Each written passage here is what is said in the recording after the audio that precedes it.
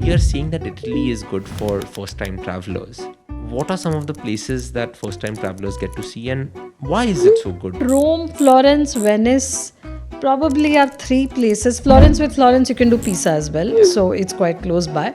I would say these 3 or 4 places are the ones that I would put on the map first. In Venice, also, Neil, once the crowds have gone and you have the island to yourself in the evening and the early mornings, it's a very different experience. So you have the day trippers, like most of our tours, and everyone else will go in for the day, come back and stay on the mainland.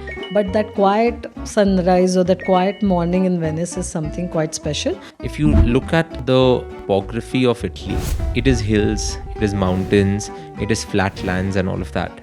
Now, over here, if you travel with 2 suitcases, and for each traveler, you have to, let's say, Amalfi Coast or Cinque Terre, you have to climb up, climb down, climb up, climb down. So, like, just pack light, and if you pack light, it is just way easier. Yeah. And take an empty bag because you're going to come back with more things.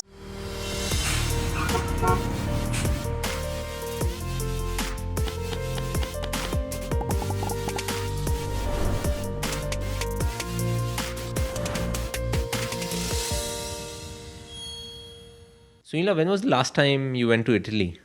Oh, that was my last trip with my friends when I went to Sicily, and this was in November 24, and I absolutely loved it. Very Like recently, recent, yes, right? a few months back. When was the first time you? The first time, Neil, I think that's like more than 25 years ago when I used to be a tour manager. And that was my first introduction to this beautiful country. And ever since you have done multiple trips there. So, what's one crazy fact, fun thing that comes to mind when you think of Italy?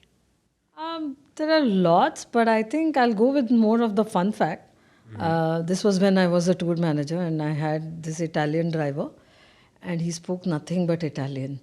So by the end of those 15, and the tours are long distance coaches which Yeah. take you through all the countries. So we started in Italy, and then he would not speak a word of English, but by the end of the tour, he spoke a little bit of Marathi and I spoke a little bit of Italian. So it was a lot of fun. But they are very warm people, so it was a fun tour.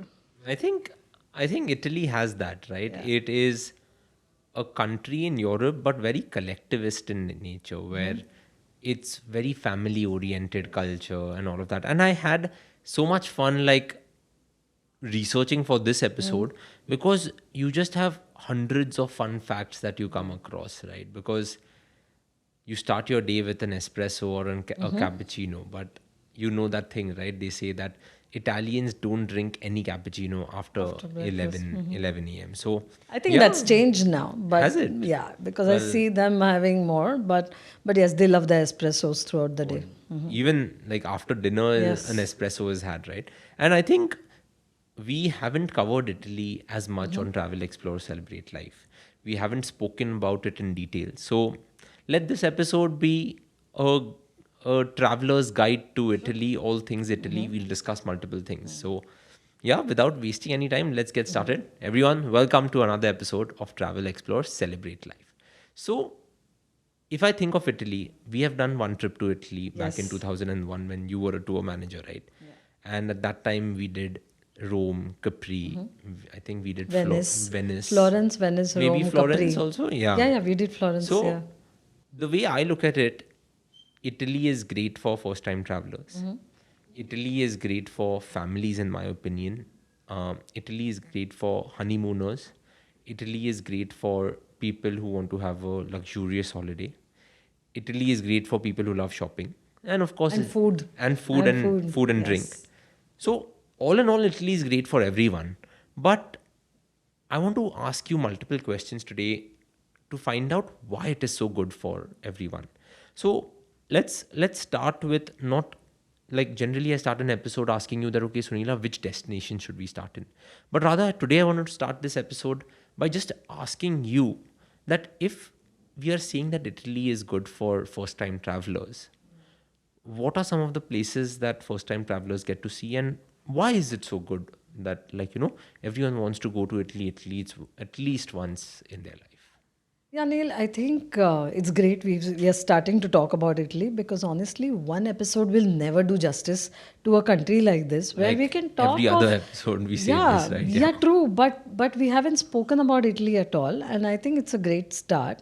So just like we will not be able to speak about everything it has to offer in one episode, Yeah. when you're thinking of a holiday to Italy, you cannot do everything, right? So you have to choose where you want to go, how many days you have in hand, and it can be overwhelming in the sense because at every nook and corner there's either a monument or a church or a museum or some art or food or shopping that you want to see, you want to do, an experience you want to do. So you need to choose it right, and you need to keep some time, for relaxation or whatever. If you really want to see everything, I would say the best way is a group tour, because otherwise you cannot see everything that Italy has to show or display in a way as well. So I think the best thing to do is start off with at least a week, if Yeah. not more. I would say 10 to 12 days is a good time, but at least a week. Come on, you need at Yeah. least a week to see it. And then I would say start in Rome would be the best place to start. Connections are great internationally, so you'll fly in there as well. And Rome, Florence, Venice probably are three places. Florence, with Florence, you can do Pisa as well, Yeah. so it's quite close by. I would say these three or four places are the ones that I would put on the map first. Like, tick them off your bucket list, get your experience of Italy, and then move on to the other destinations. Because even if you choose Rome and surrounds, it'll still easily be a 10 to 12 days holiday. Easy. Yeah. And I think one of the coolest things of starting in Rome is the fact that you're taking off not one but two countries, because you're in a Yes. city which has a country inside of it, Yeah. the smallest country in the world, the Vatican, right? And you know, of course, the Vatican is the smallest country in the world that has the largest basilica in the world, is what they Yes. say, right? I think it's Saint They Peter's have their own Basilica. postal system. They have their own guards, which are Swiss, by the way. Yeah, and So, you have to have, I think how it goes is that it's called the Swiss Guard. Yeah. You have to be a Swiss national. Yes. You should have done military service. Right. Your height should be between 5 feet 8 and 6 feet 2 and nothing else. And there was one more thing I can't remember. And the Romans prefer putting Vatican stamps on their mail because they think that mail kind of gets delivered fast. So remember, yeah. 2025 is the Jubilee year. So Okay. there's going to be a lot of rush for Vatican. All through So, the year. All through the year. So if you're planning to go, you really have to plan in advance or be satisfied by looking at the St. Peter's Basilica from outside. Look at the Swiss Guards and maybe come back later to do, the Sistine Chapel and everything at a later date, because otherwise you'll be standing in really long queues. So, by the way, you mentioned the Sistine Chapel, but of course, one of the best things of the Sistine Chapel is the roof that is above, right? Yes. And it is what it took Michelangelo about 4 years to get it done. And I remember you telling me that story in 2001, where, he had to lie down on this Flat and plank then and imagine the distance and actually get the proportions right. I think it's one of the most amazing works yeah, ever. and to think of it, he had rejected the idea to actually paint it before because he used to call himself a sculptor and not a Yes. painter, right? So I guess the St. Peter's Basilica or the Sistine Chapel are just incredible in their own right. But what does Rome have to offer? Like, what can one see in Rome? For me, the memories of Rome, a lot of it is linked to the movie, Roman Holiday. And I can watch that movie over and over and over when I miss Rome. Yeah. But even beyond the movie, Neil, I think it's good to start at the Colosseum. Yes. There are so many, again, Gladiator and other movies have shown us and taught us about the Colosseum. But it is something special to be there. Like, imagine standing there and imagining how life was back then, where the gladiators were actually fighting the others, and you could choose whether he lives or not. So when you have a nice guide, visiting the Colosseum is a really special experience. You can take photographs with people who are posing as the gladiators. You can even dress yourself as a gladiator and take a photo. So all of that is possible. And in fact, when I was in Tunisia, and at El Jem, they have this other biggest Colosseum of... yeah? and, I didn't and know I was that. like, wow, I'm in Tunisia, and the Romans really, I think they reached almost everywhere in the world, and you can see that as you go. So the Colosseum is a good point to start here. And one of my favorite things to do is at the Trevi Fountain. It sounds very cliched, but It is a lot of fun. So you go there, stand there, and they tell you there's a right way of doing it, which is to throw a coin in the Trevi fountain, which means you'll come back to Rome. It worked for me. I'm sure it just works, And I think they say that in the Trevi fountain, about 2,000 euros are collected every single day.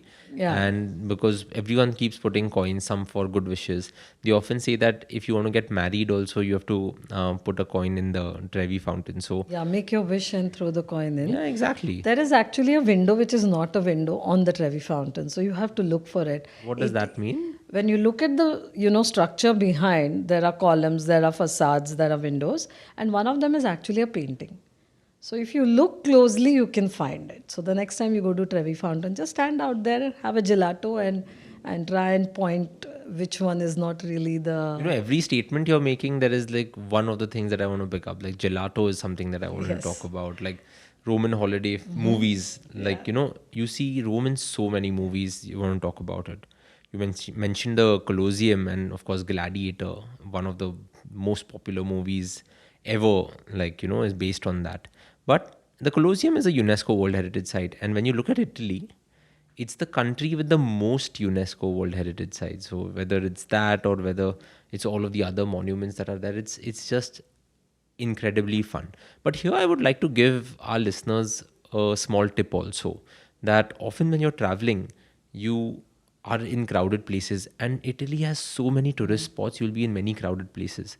So often it's always good to be mindful of where your wallet is and ensure that it is kind of there, because we have come across instances where there are many pickpockets and all of that, right? So we don't want that happening. Neil, another tip, and especially for Rome, is that wear really good walking shoes, because the restrictions and conditions in all of Italy, and especially Rome, are getting stronger and stronger because they want to protect the monuments. Yeah. So when they do that, that means your parking for your coaches, for your cars, are not going to be near the monuments, which means you have to walk a lot and drink a lot of water, and really then you can enjoy your tour. Okay. So you mentioned Rome, and we were discussing, say, first time travelers, right? I'm sure there'll be many overlapping destinations. So let me come to my second category out here, which is families, right? If families are going to Italy, of course, they will go to Rome. But what is another place that comes to your mind that, families can enjoy? And in India, when you talk about families, it can be 3 people or 30 people, right? So, true. like, what is another destination that comes to your mind? I'm sure, I mean, when we had gone, we had, of course, done Capri, we had done Florence and all of that. Which among these destinations do you think we should mention now? So, Neil, I would say you can go anywhere in Italy. What you choose to do along with the main city will depend on what kind of a holiday you want. So, say if you go into the north and you want to see Venice, because everybody wants to see Venice, you go in, you see the canals, you take a gondola ride. So you can do all of that. And on our tour also we did that.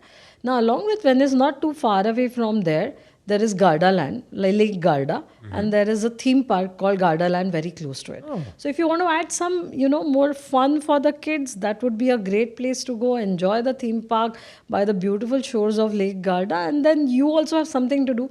The kids also have something else to do. Now, another thing is, if you come to Rome and you decide to go a little down south, then you can come to Naples and you can go to Capri, you can go down to the Amalfi Coast as well. And here, in fact, we had another holiday when we had gone in to Italy, and we did this. And we actually rented a private boat in, near Capri.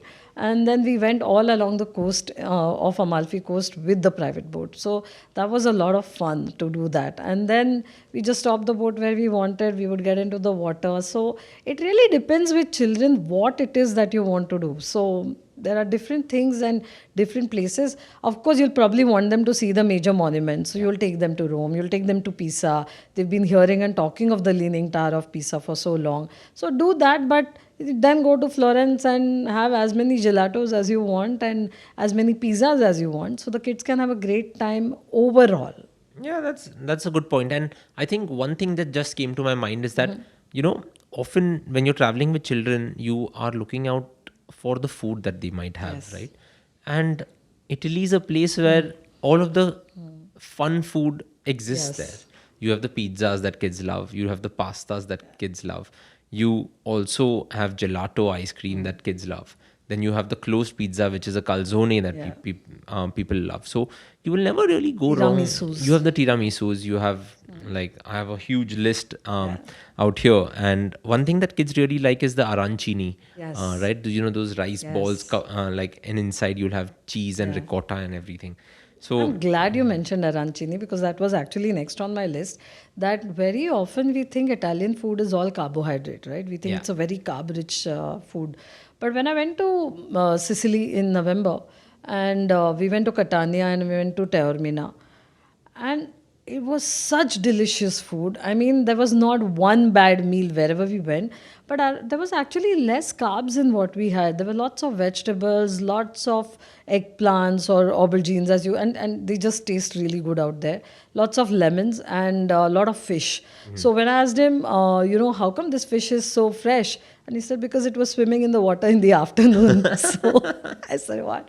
He said, we don't store fish because Yeah. we just don't have the need to store fish. Yeah. If we want to cook in the evening, we go fishing in the afternoon, and that's how you're getting the fish. that's so amazing. And the olive oil. So, the basics are all right out there, and you have such amazing food. So, when you're in Sicily, you must try arancini, of course, wherever you go. You must have the fish in all forms, squid, fried, whatever it is, grilled, any form of fish that you find, and then top it off with a cannoli. A cannoli is like those chimneys, those which are stuffed with cream cheese. So, Yeah. as a dessert, and you cannot go wrong anywhere. Yeah, I would definitely agree. And I wanted to ask you this question as a follow up. What is your favorite form of pasta? Oh, I think I like fusilli. Okay. I don't know. Somehow I just find it easy. I'm not a very big pasta fan, to be honest. But if someone else is making it, I'm very happy to have it. And I like fusilli and I like pesto. Pesto, as in you Like mean pesto sauce. the Anything pesto that's made sauce? in pesto sauce, like spaghetti or Yeah, yeah. whatever that's made in pesto sauce, I love that. What's yours, Neil? No, so when I was again researching for this episode, I was like, okay, before I find out the different types of pastas out there, I was like, okay, let me guess how many come to my mind. So Right. you mentioned fusilli. There is the tagliatelle. There Tagliatelle. is penne. Penne. There is the regular spaghetti. There is lasagna. There is the linguine. And I went about doing this, right? And of course, I'd like to ask And the small ones, I forgot what they're called, but you have those. the macaroni also Yeah, the is macaroni one. and there's one more. So, but, as shell-shaped yeah, ones, right, yeah. the shell-shaped Yeah. ones. I can't Even I recall can't the name. remember the name. But here, I would like to ask our listeners also, how many pasta forms do you think are out there? Because I'm going to give the answer right now, but you could pause the video and comment down below and let us know how many there are. Because I found out that Italy has 1,500 different types of pasta. And here, when we are talking about Italian food, we think that, oh, we had Italian only yesterday, let's not cook it again, right? But I feel you could have a new thing every single day. And you mentioned pesto. There's pesto, arrabbiata, basilico, napolitana, and all of that. So many, right? Bolognese, yeah. And if you like fish, if you like meat, the options are just endless. Now, we've covered two parts, right? First time travelers, family oriented travelers. I wanted to touch on, say, either honeymooners or couples or luxury travelers. What does Italy offer for people like them? Italy offers everything, and these two kind of go hand in hand because what I've seen is most people who are looking for a romantic break, a honeymoon, or whatever, Yeah. if not in all the places, they would love to splurge at least in one. Okay, so I think one of the most romantic places, and recently, of course, it shot to limelight a few years ago because a very famous Bollywood wedding took place there, and that is Lake Como. And then, of course, you see George Clooney going out there to his villa. I've been to Lake Como, and I think it's fantastic. There is no doubt. What I liked was I went in the kind of slightly shoulder season, so there wasn't too much crowd, and I loved that. But you have to be prepared that it might be a little cold or the weather may be unpredictable. But all of Lake Como is really beautiful. So you go to Bellagio, you can, go to all the little villages out there. You have places like Villa de Este, which is a luxury villa that you can stay in out there. Lots of luxury properties. So anything and everything you do in Lake Como is going to be luxury. Yeah. So definitely that is one place. And then you can combine it with Milan, and you can do Milan, Lake Como, go on to Venice, and again stay on the island itself rather than staying on the mainland. And then you have a totally different experience, because in Venice also, Neil, once the crowds have gone and you have the island to yourself in the evening and the early mornings, it's a very different experience. So you have the day trippers, like most of our tours, and everyone else will go in for the day, come back and stay on the mainland. But that quiet sunrise or that quiet morning in Venice is something quite special. So definitely for a luxury or a honeymoon traveler, that would fit in. And then you can do a private tour, a private gondola ride, maybe have an opera singer in the gondola ride, do that can be the level to which you can, of course, go to, and other things. The other two places I would definitely recommend, one is Tuscany and the second is the Amalfi Coast. Now, again, in Tuscany, you have these rolling hills, you have so many places to go and do so many things. Lots of villas again here to stay. You can stay in small castles or villas and have a great time. Maybe do nothing, just go and stay in the villa and come back. Or you can even drive a Ferrari out here. Ah, So you can sit there as a passenger or drive your own Ferrari. Or if you don't want to drive, then go and see the Ferrari Museum and the Lamborghini Museum, close to Modena. And then you can do wine tasting. You can actually do even balsamic vinegar tasting. oh wow. So in How does that Modena, work? Modena, they like whatever is, it's kind of a byproduct of the wine, right? So in Modena, you have the balsamic vinegar that's made, and there are places and factories where they actually give you vinegar tasting. So even as I speak, I can feel the vinegar, Wow. the effect when you're talking, and then combine that with a Lamborghini or Ferrari museum.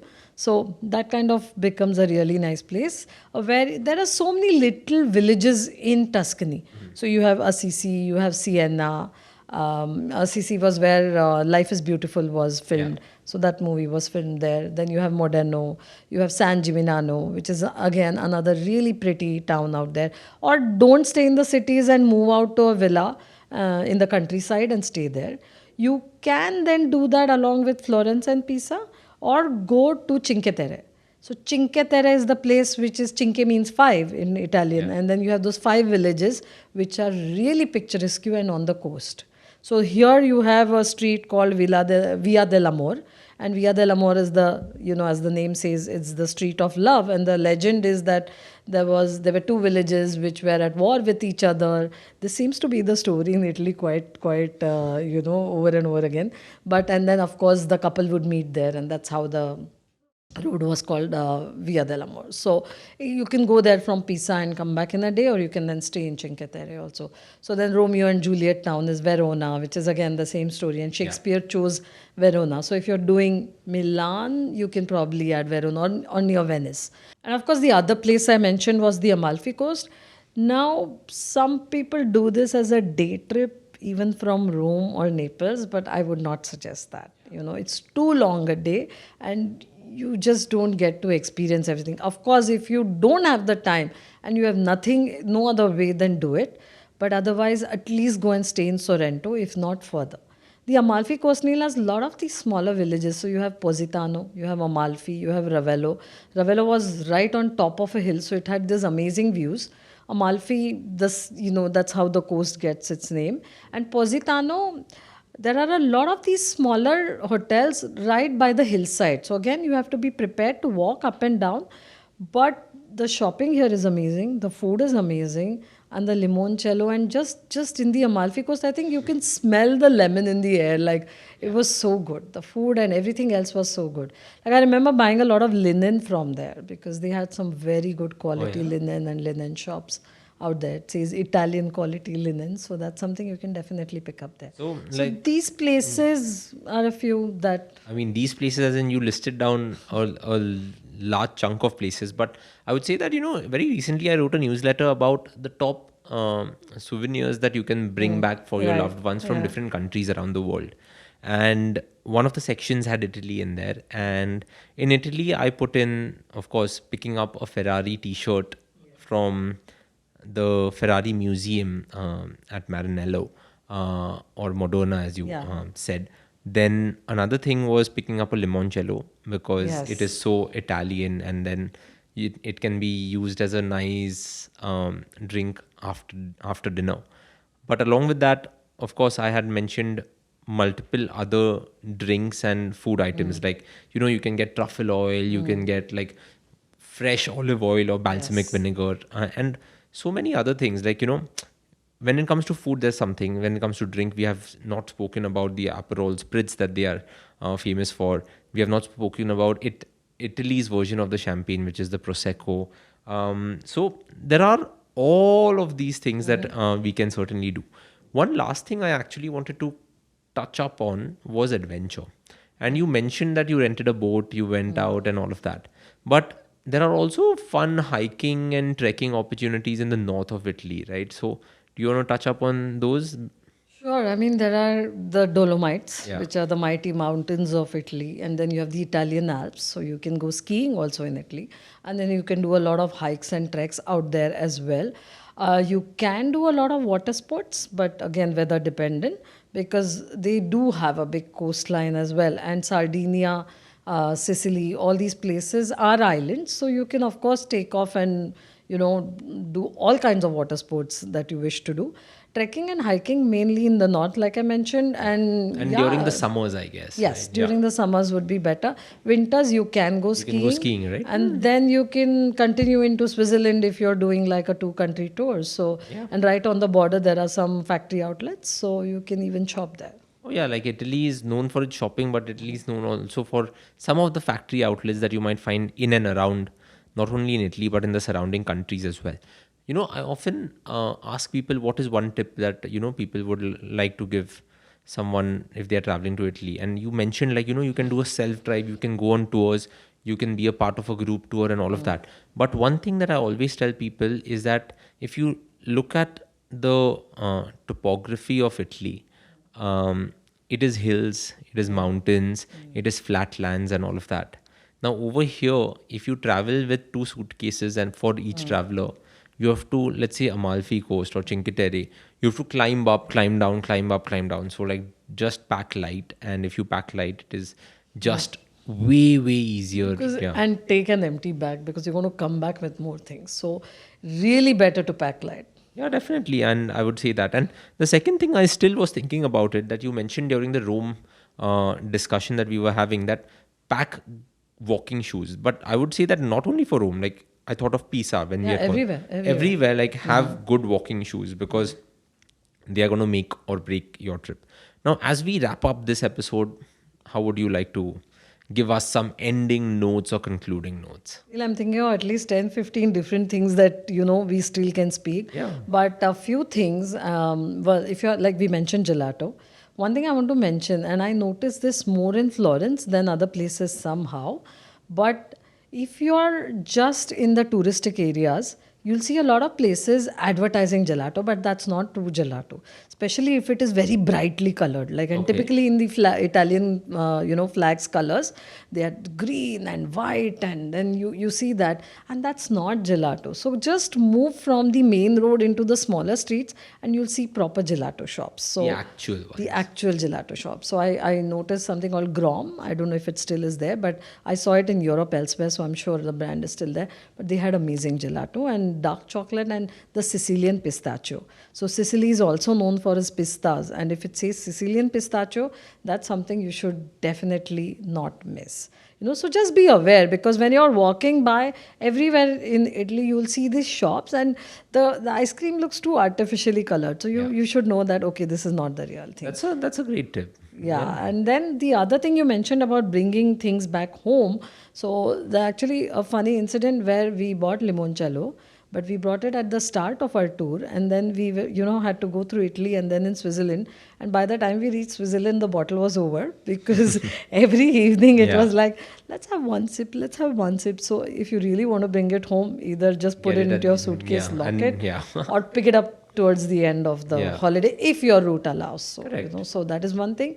If you're buying pasta, look for hand cut pasta or handmade pasta. Okay. And that has a very different taste. So And you don't I get think that You don't. in You wouldn't many- get it here. yeah, So you you will won't. get all the factory made pastas everywhere. But if you're bringing back pasta, look for handmade pasta. It will really elevate your drink. I brought back some olive oil. definitely taste the olive oil before you bring it, because it has different tastes and it can be really strong or it can be really light. So, choose it to. In fact, when I was in Sicily and we kept having the oil and we told them this is too good, get us a bottle, and they actually arranged the bottles for us to take back home. So, definitely taste it. And I just realized I'm speaking about food, and everything that I'm talking about is food to bring back. But, along with the other things you mentioned, there's just so many food items that you can bring back from Italy. So definitely keep an empty bag for that. And I guess a destination for all types of travelers, right? You can have 5-day trips, 7-day, Yeah. 15 days, maybe 21 days also, It right? is easy. Awesome. I'm glad we covered this in a holistic way. But next time, let's pick out one destination or one of these places of interest and dive deeper into it. But thanks for this discussion, and I'm glad that we got to cover it. Listeners, thank you so much for tuning in to this episode. We'll see you next week. Ciao. Bye.